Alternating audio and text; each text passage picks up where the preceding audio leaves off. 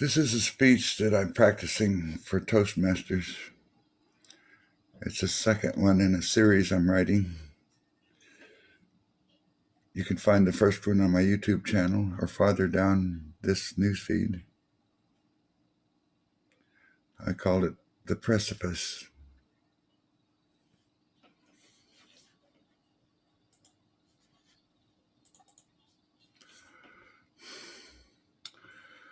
This is my wife, Linda, on our first date in 2006.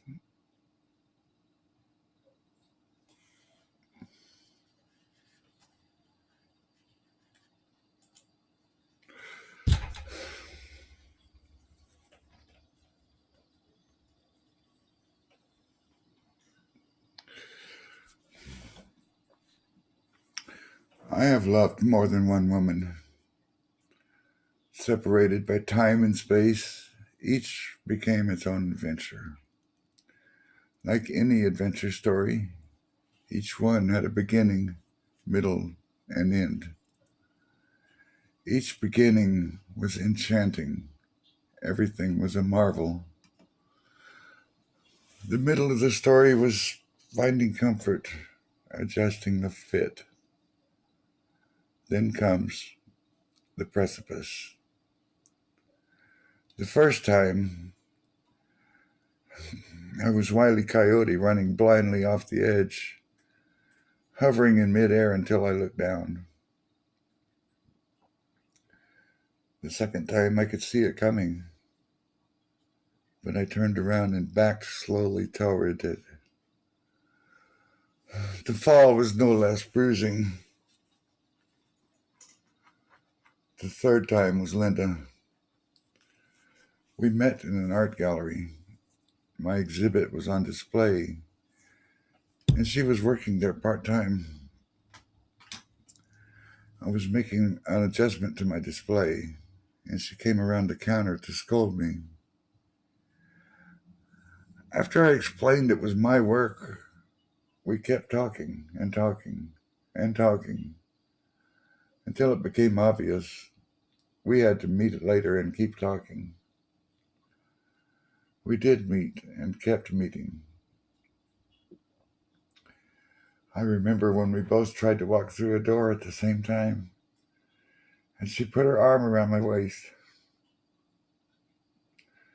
From that moment on, I tried to come up with a way to get that first kiss.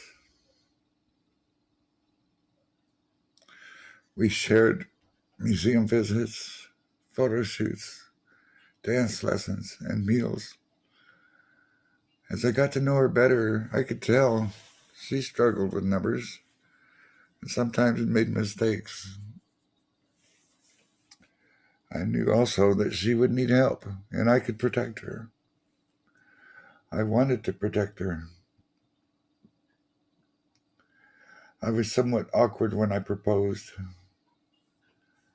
but the beginning could have been a breakup speech. I started with, "We've been together for a long time and had a lot of fun." I finished with, "I think we should make it permanent."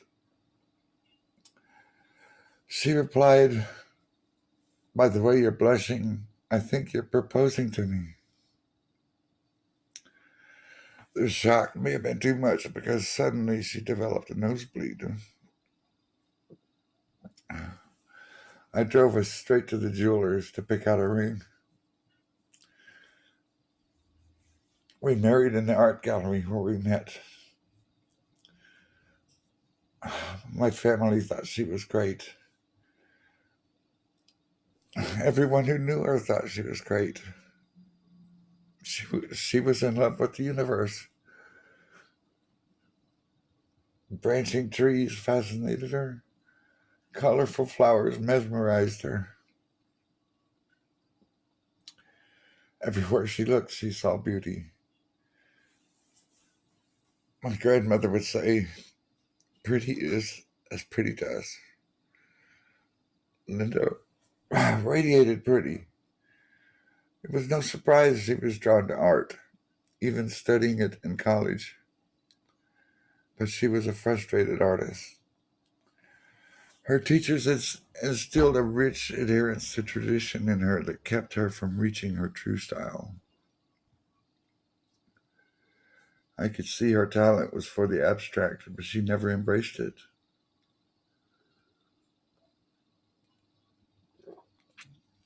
We had a few good years. The precipice here was hard to see. Instead of a cliff, it was a gradual slope. The inexorable decline was undeniable, and the fall takes years. I began to know something was really wrong when I called the police to report that her car was stolen. She had gone to the quick stop, forgotten she was driving, and walked home. Then the walks began. She would just slip out the door and take off. Sometimes a benevolent stranger would bring her home. Other times, I asked the police for help. The worst was when it was 7 degrees and she went out without a coat. It was night, and I knew there was no time for cruising around hoping to see her. The police found her within a few minutes, but seeing her shivering on the couch broke my heart. I installed interior locks and more or less kept her prisoner in her own house.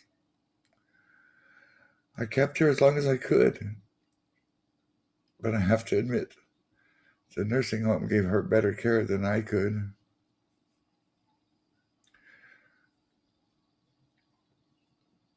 Her last few months were all I could ask for. She was comfortable, clean, and safe. I would visit, but was never sure if she knew who I was. I would say to her, "I love you, Linda," and a strange look would come over her. Either she didn't know who I was, or, as I choose to believe, in her core she knew and wanted to respond, but the disease wouldn't let her. Either way, the disease kept us from sharing that. Perhaps Alfred Lord Tennyson was right when he said, "'Tis better to have loved and lost than never to have loved at all." Every adventure taught me how to be better next time. And after all, every love ends with a precipice.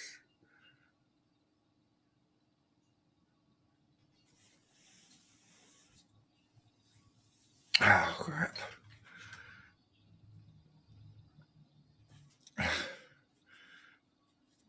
This is the third time I've tried this.